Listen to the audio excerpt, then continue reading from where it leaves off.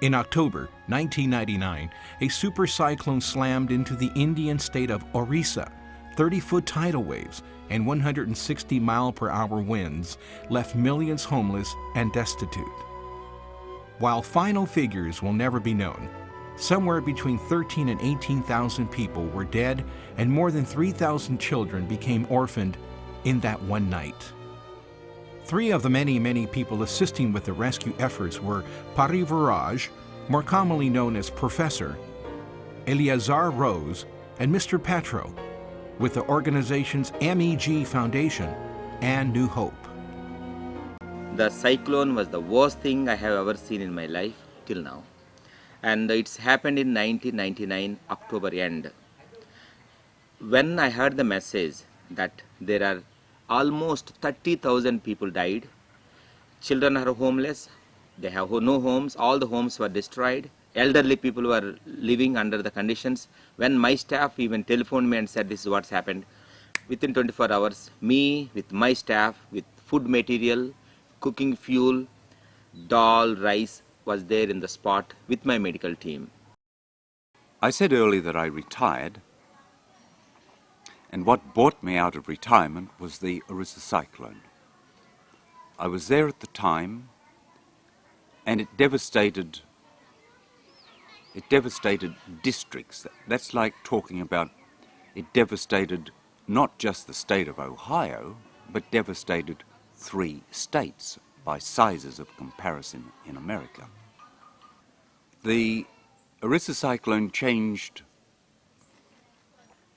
the outlook of Mary Ellen Gerber. She'd had a vision for a long time about working with children, most of her life. The cyclone became the catalyst.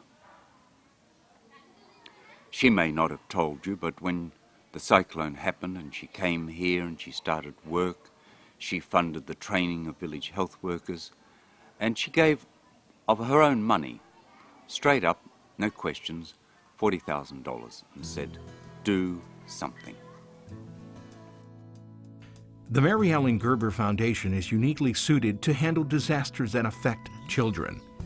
The foundation was established specifically to help children in need. It was not chance that brought Mary Ellen Gerber to India in the wake of the super cyclone. In 1997, she had created the Mary Ellen Gerber Foundation with its purpose of helping children. When I first came in India, I told to myself, there is a lot of work to do for me here. And then 9 months later, in October 1999, the cyclone devastated a whole area of Orissa. And then I come and I help, and with the help of wonderful people that I found at that time, we could establish a foundation. The cyclone orphans were from the villages of Paradeep and Jagatsinghpur, both of which were totally devastated. When Mary Ellen arrived, she specifically asked to help the children. She rented a house for 24 children in Puri, about 40 kilometers to the south in the state of Orissa. As horrific as the death and destruction from the cyclone was, some good did emerge in the aftermath. One was that the foundation that Mary Ellen had created for helping children in 1997 found its home in Orissa.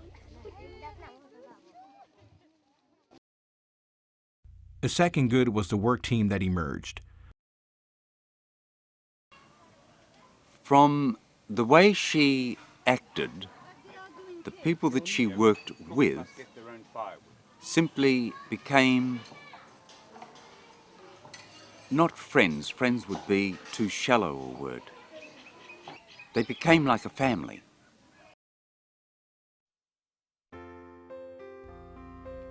The next step for the Mary Ellen Gerber Foundation was to find a permanent location for Mary Ellen's vision, a village for orphans and abandoned children. At the very beginning, because these children, most of them, didn't have any more parents. They passed away, they died in the cyclone. I thought that we could reconstitute a family. And because they are all orphaned or semi-orphaned, for me it was natural that they have brother and sisters again.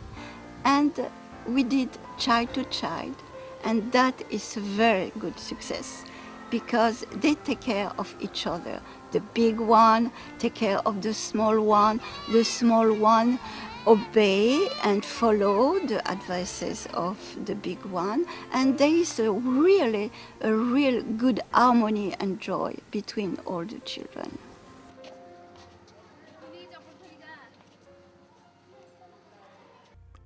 A second MEG Foundation was created in India, which allowed them to buy land. They chose Puri because it was safe and known as a holy city. They searched for land outside the city, not only because it was less expensive, but also because the forest had cleaner air and less noise. Once they found the 8 acres, foundation workers began making bricks. The children helped by planting little trees. Next came constructing the housing, digging a well, and installing a generator for electricity. Once construction was complete, another village was created to the south in the state of Andhra Pradesh. 10 acres of land were purchased by the MEG Foundation and the New Hope organization about an hour away from the coastal city of Visakhapatnam. Each organization uses 5 acres. The partnership that I have with New Hope is really great. We are a family working together for the same cause, helping children in needs, and we are doing together this project. And some children are coming from the cyclone. When they came, they were we had some small children, but some of them had 8 or 9 years at that time, and now they are in vocational training. So 5 years later, they are learning for diploma, and that it's a great achievement. Always concerned with the children's care and safety, the MEG Foundation rented a house in nearby Vizag to house 16 girls and keep them safe from the streets, while the second village was under construction. The MEG village shares New Hope's school facility and its hospital, which is dedicated to children who need medical attention, including those infected with AIDS. 3 weeks ago, we had a child admitted into a hospital, and the particular hospital said, the child has kidney failure, there is no hope. We put it into one of the very modern hospitals in the city of Visakhapatnam, where MEG has a children's village, and 3 weeks later the child was back at school. The type of care that is available for our children is unlimited. The mission of the Mary Ellen Gerber Foundation is mothering children in need. Mary Ellen lost her own mother when she was 14 years old, so she knows firsthand the pain children feel upon the loss of parents. The first of the children in need were orphans of the cyclone. 60 additional children of the cyclone were cared for by the MEG Foundation for 2 to 3 years and have since returned to their families. The original 24 children are still with the MEG village. The professor describes both the American and Indian Foundation boards as adventurous. They have not been afraid to step out and go where others have not been prepared to go. He's referring to the board's decision that they must reach out to a second group of children, the children of the leper colony. If you are a 6-year-old child and your parents are leprosy patients, and someone who was not a leprosy patient took you along to the local school and said, I want to admit this child, and the teacher said, well, what is your name? And the child gave the name, and then they said, what is your address? And the child said, I live in Puri leprosy colony. there would be a silence, and the child could not get admission. The Mary Ellen Gerber Foundation takes children from leprosy colonies. No stigmas, no question, just takes them in because it fills the criteria of child in need. These are children in need. Today we have taken in different age groups of children from leprosy colonies, and we have now seen children who have gone through the whole of our system, older children, had 1 year's vocational training, and are now self-employed. We have turned the cycle of development from being the child who is rejected by society all the way round where the same child is now taking part as a self-supporting, self-sustaining individual young citizen. That is success. I give full credit to the staff for not making any preferential treatment to any of the children other than the fact of them being children.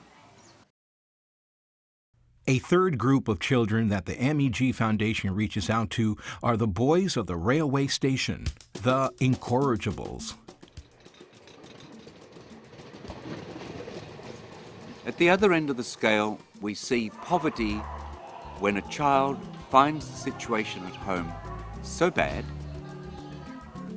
that they say, I will leave home, take my chances, and go and beg myself for food. India has the second largest railway network in the world.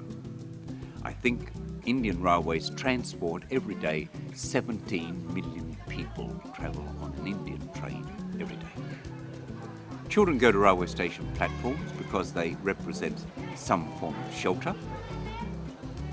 Water is always available. There's always people to beg from. Train passengers eat on trains, therefore children can beg food. And many of the children actually go along with small brooms and they sweep the carriages. Having swept a carriage, they then come back and ask people for coins.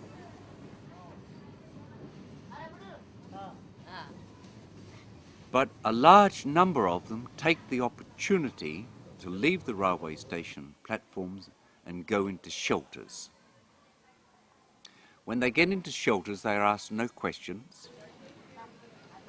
They have very few rules and regulations put on them. Many of them are 8, 9, 10, 11-year-olds, and they smoke cigarettes and this and that. They're not allowed to smoke in the shelter, but they're allowed to go outside. Most people would say, oh, isn't that encouraging the child? It's discouraging the child from going back to the platform. And after a few weeks, you can see these children start to change. Because other children say change. And to fit in with the new environment, the children change.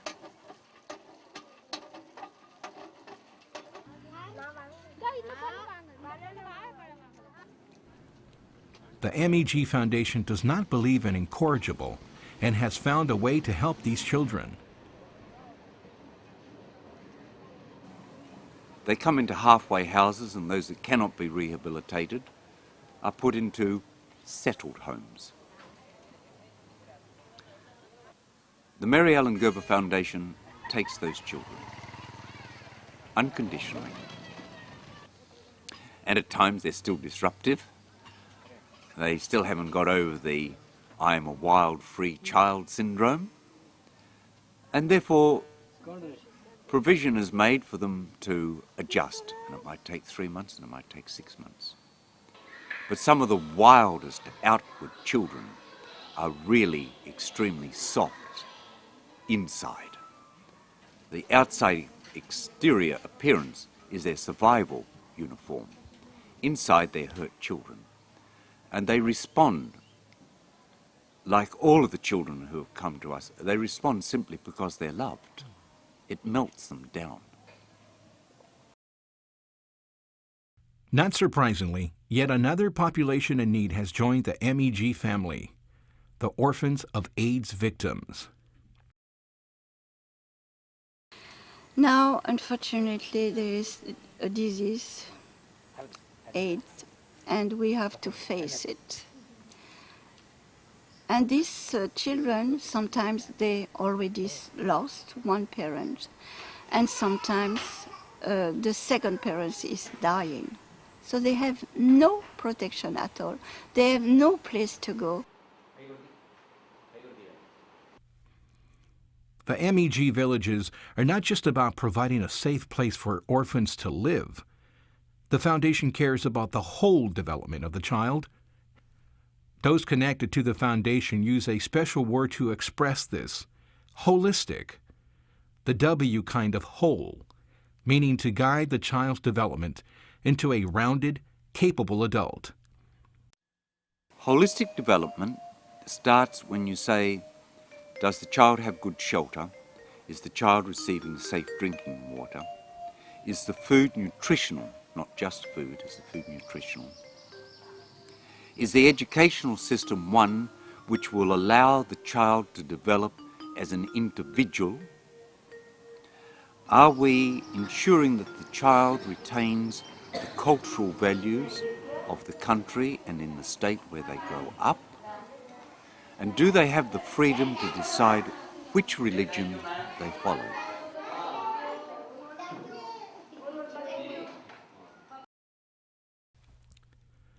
Each activity of every day in a MEG village supports this holistic concept. There is a routine to life in a MEG village and a thoughtfulness as well. For example, the children's day starts with a total wash-up when they get up at 6 a.m. Next, the children do their morning chores. They have responsibilities and learn that they can contribute to the community's well-being.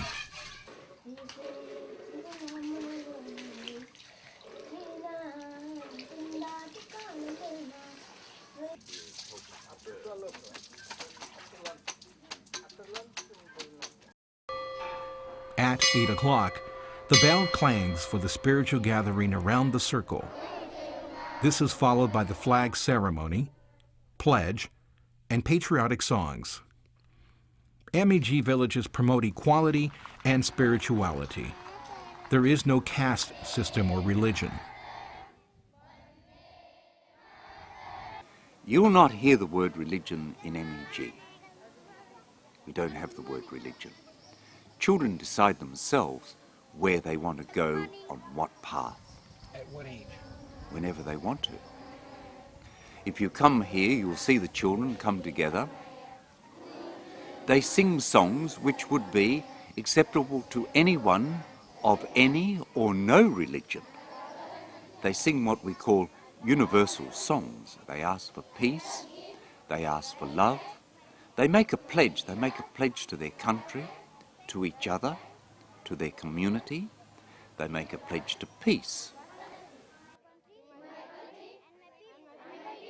They want the children to love India, to want to stay in India and help their country. The children attend to their lessons for 3 hours. The children may arrive at the village illiterate, but when they are ready to leave, not only will they have mastered reading and writing in their own language, they will read and write English as well, and even some French from Mary. Stop to write. Then they stop writing. Then I have finished to write. Just that word will have all the vowels. Yes.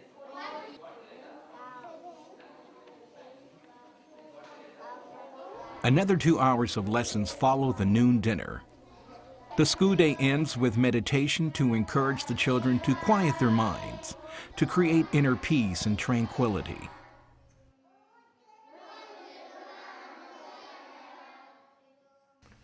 Students have time to do their homework and to have some free time as well. green. Red. Green. Red. Also, they participate in cooking class, crafts, and art projects.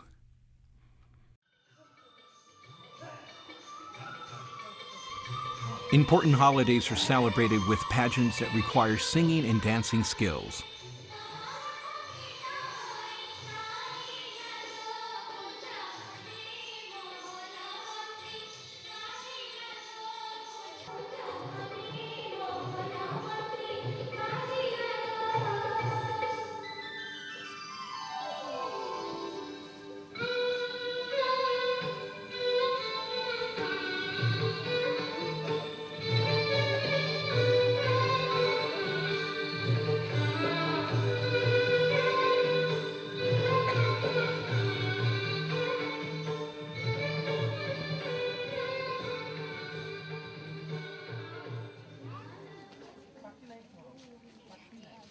Here, the children are getting ready to celebrate Diwali, the Festival of Lights.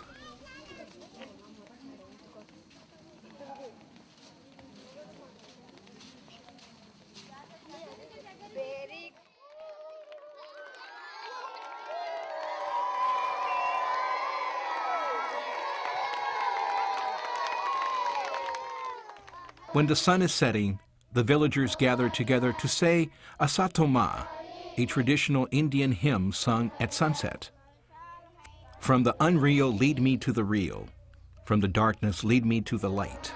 From death, lead me to immortality. Soon it will be bedtime after a day filled with activities designed to enrich each child's life and to allow each child to develop holistically.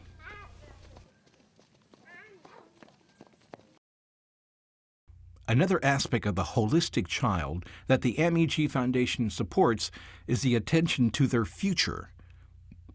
The children must be able to become independent. To reach that goal, they receive vocational training. Charity really does have a specific, time-bound contribution to make to many situations. But charity is often not more than a crutch. We change the crutch situation by putting in non-formal, flexible education, which asks the child at an age of 10, 12 and 14, where do you want to go? What do you want to do? And from that point onwards, we start to think of the child's future through vocational training.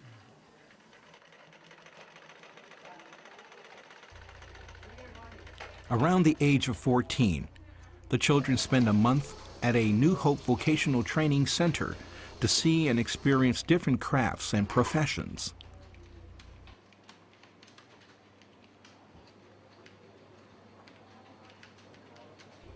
Later, the MEG Foundation provides the support for children to board at a third village, where they receive the vocational training for the craft or profession that they have chosen.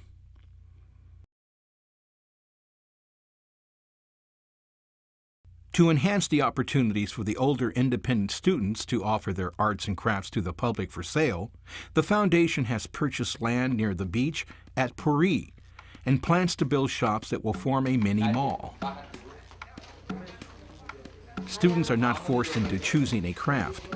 If a child shows promise and has the desire to finish high school, his or her sponsor will see to it that college funds are available.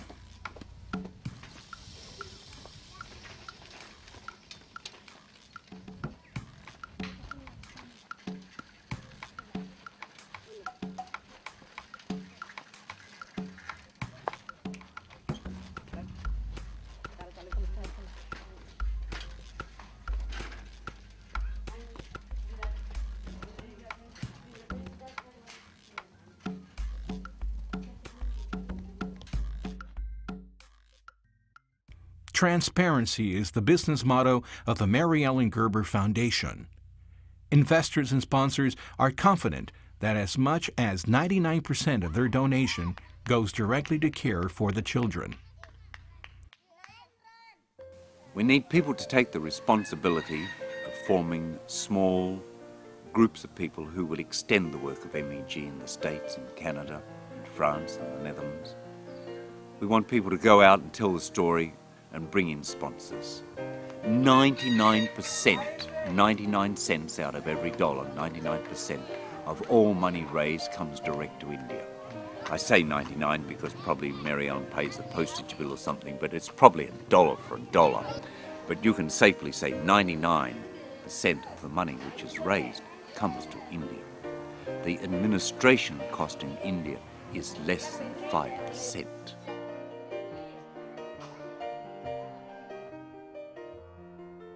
I would like to tell people that it's really not hard to make a difference in somebody's life, and it doesn't take a lot of time out of somebody's schedule. I decided to work with this foundation because Mary Ellen Gerber made it come alive for us. She showed us what was being done, who these children were, and what could be done. I think the thing I love most about working with this foundation is Mary Ellen sending us back the faces of the children. It allows us to know that we've connected with someone else, that we're making a difference where it really counts, and reminds us of kind of the central tenet of most human existence, in which is that there is no them, there's only us. Mary Ellen's goal is to create 3 more villages by 2008 for a total of 5. But quite candidly, Mary Ellen Gerber is a woman who wants people to give money because they care, because they know that what they are doing is changing the life of children. She doesn't want money simply because it's a tax deduction. She wants the money to come with love, because she wants the children who are sponsored to be thought of by the people who sponsor them, because we do not deal with numbers, we deal with children. We deal with children in need.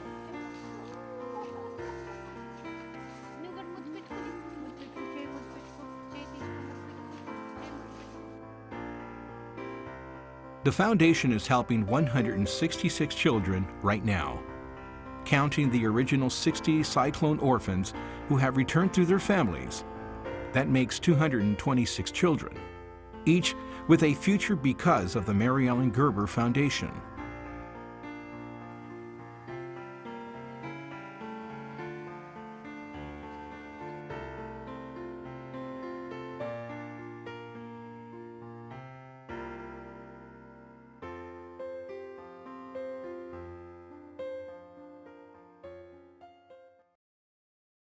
In addition, 650 children from the tsunami disaster have also been cared for. The tsunami disaster of December 2004 created another situation for children in India. More than 650 children have also been cared for by the MEG Foundation. They were children in need. When the sun won't shine, clouds get in the way, need some peace of mind. And it's just the beginning. Watch the children play. Don't you let them down this time. Show them that you care. Life believes in you this time. Take the time to share the guiding light. With love you can fill lives with sunshine. Listening hearts are true. Look into their eyes and they will give you peace of mind. When you look into their eyes and see your days of youth, eyes that look up to the skies, always look to you in truth, a guiding light. With love you can fill lives with sunshine, a child's heart